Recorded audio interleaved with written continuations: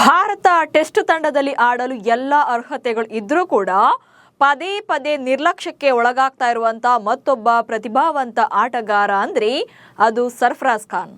ಈಗ ಶ್ರೀಲಂಕಾ ವಿರುದ್ಧದ ಟೆಸ್ಟ್ ಸರಣಿ ಆರಂಭಕ್ಕೆ ಇನ್ನೊಂದೇ ವಾರ ಬಾಕಿ ಇದ್ದಾಗ ಸೋಷಿಯಲ್ ಮೀಡಿಯಾದಲ್ಲಿ ಒಂದು ಪೋಸ್ಟ್ ಹಾಕಿದ್ದಾರೆ. ಸೊ ಆ ಪೋಸ್ಟ್ನಲ್ಲಿ ಏನಿದೆ? ಕ್ರಿಕೆಟ್ ವಲಯದಲ್ಲಿ ಆ ಮಟ್ಟಿಗೆ ಸದ್ದು ಮಾಡ್ತಾ ಇರೋದು ಯಾಕೆ? ಕಮ್ ಬ್ಯಾಕ್ ಚಾಲೆಂಜ್ ಏನು? ಈ ಬಗ್ಗೆ ಹೇಳ್ತೇನೆ. ನಾನು ಶಾಂತ. ನೀವು ಸುದ್ಯಾನದ ಸಬ್ಸ್ಕ್ರೈಬರ್ ಆಗೋದಕ್ಕೆ ಮರಿಬೇಡಿ. ಟೀಮ್ ಇಂಡಿಯಾದಲ್ಲಿ ಅವಕಾಶಕ್ಕಾಗಿ ಕಾಯ್ತಾ ಇರುವಂತ one of the talented player ಅಂದ್ರೆ ಅದು ಸರ್ಫರಾಜ್ ಖಾನ್. ಕಳೆದ ಸರಣಿಯಲ್ಲಿ ಶತಕ ಸಿಡಿಸಿದ್ರು ಕೂಡ ಮ್ಯಾನೇಜ್ಮೆಂಟ್ ಮಾತ್ರ ಅವರನ್ನ ಇಗ್ನೋರ್ ಮಾಡ್ತಾನೇ ಇದೆ.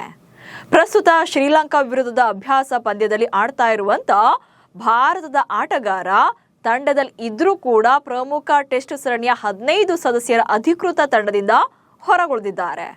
ಸೊ ಈ ಅಸಮಾಧಾನವನ್ನ ತಮ್ಮ ಸೋಷಿಯಲ್ ಮೀಡಿಯಾ ಮೂಲಕ ಹೊರಹಾಕಿದ್ದಾರೆ. ಲಂಕಾ ಸರಣಿಗೂ ಆಯ್ಕೆ ಮಾಡದ್ದಕ್ಕೆ ಅಸಮಾಧಾನದ ಪೋಸ್ಟ್. ಭಾರತ ಟೆಸ್ಟ್ ತಂಡದಲ್ಲಿ ಆಡುವಂತ ಎಲ್ಲಾ ಕ್ವಾಲಿಟೀಸ್ ಇರುವಂತ ಸರ್ಫರಾಜ್ ಖಾನ್ಗೆ ಅವಕಾಶಗಳು ಸಿಗ್ತಾ ಇಲ್ಲ. ಇದೀಗ ತಮ್ಮ ಸೋಷಿಯಲ್ ಮೀಡಿಯಾ ಖಾತೆಯ ಮೂಲಕ ಈ ಸಿಟ್ಟನ್ನ ಹೊರಹಾಕಿದ್ದಾರೆ.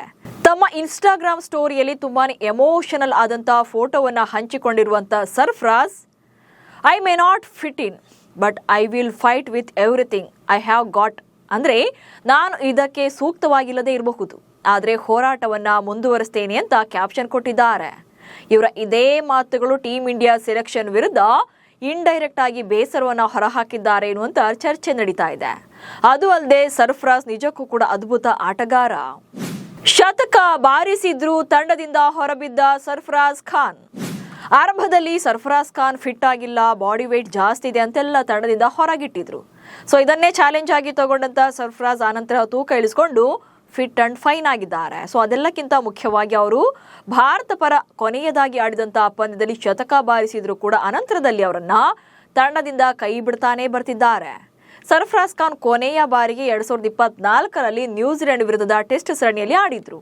ಸೊ ಆ ಸರಣಿಯಲ್ಲಿ ಭಾರತ ಕ್ಲೀನ್ ಸ್ವೀಪ್ ಆಗಿತ್ತು. ಆದರೆ ಸರ್ಫರಾಜ್ ಬ್ಯಾಟಿಂಗ್ ಚೆನ್ನಾಗಿತ್ತು. ಒಂದು ಮ್ಯಾಚ್ ಅಲ್ಲಂತೂ 150 ರನ್ಗಳ ಇನ್ನಿಂಗ್ಸ್ ಅನ್ನ ಆಡಿದ್ರು. ಸೊ ಇದು ಅವರ ಟೆಸ್ಟ್ ಕೆರಿಯರ್ನ ಗರಿಷ್ಠ ಸ್ಕೋರ್ ಆಗಿತ್ತು. ಇನ್ನು ಭಾರತ ಪರ 6 ಟೆಸ್ಟ್ ಪಂದ್ಯಗಳನ್ನು ಆಡಿದ್ದು 1 ಶತಕ ಹಾಗೆ 3 ಅರ್ಧ ಶತಕಗಳಿದೆ. 37ರ ಅವರೇಜ್ನಲ್ಲಿ 311 ರನ್ಗಳನ್ನು ಕಲೆ ಹಾಕಿದ್ದಾರೆ. ಇನ್ನು ರಣಜಿ ಟ್ರೋಫಿ 2025-26ರಲ್ಲಿ 9 ಇನ್ನಿಂಗ್ಸ್ಗಳಲ್ಲಿ 53ರ ಅವರೇಜ್ನಲ್ಲಿ 429 ರನ್ಗಳನ್ನು ಕಲೆ ಹಾಕಿದ್ರು. ಸೊ ಅದ್ಭುತ ಫಾರ್ಮ್ ಪ್ರದರ್ಶಿಸಿದ್ರು. ಆದರೂ ಕೂಡ ಭಾರತದ ಬಾಗಿಲು ಮಾತ್ರ ತೆರೀತಾನೇ ಇಲ್ಲ.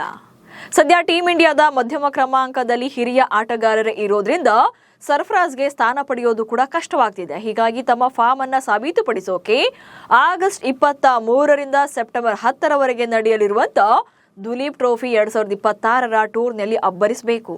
ತಮ್ಮ ಬ್ಯಾಟಿಂಗ್ ಖದರ್ ಮೂಲಕವೇ ಕಮ್ ಬ್ಯಾಕ್ ಮೆಸೇಜ್ ಅನ್ನ ಪಾಸ್ ಮಾಡಬೇಕಾಗುತ್ತೆ. ನಮಸ್ಕಾರ.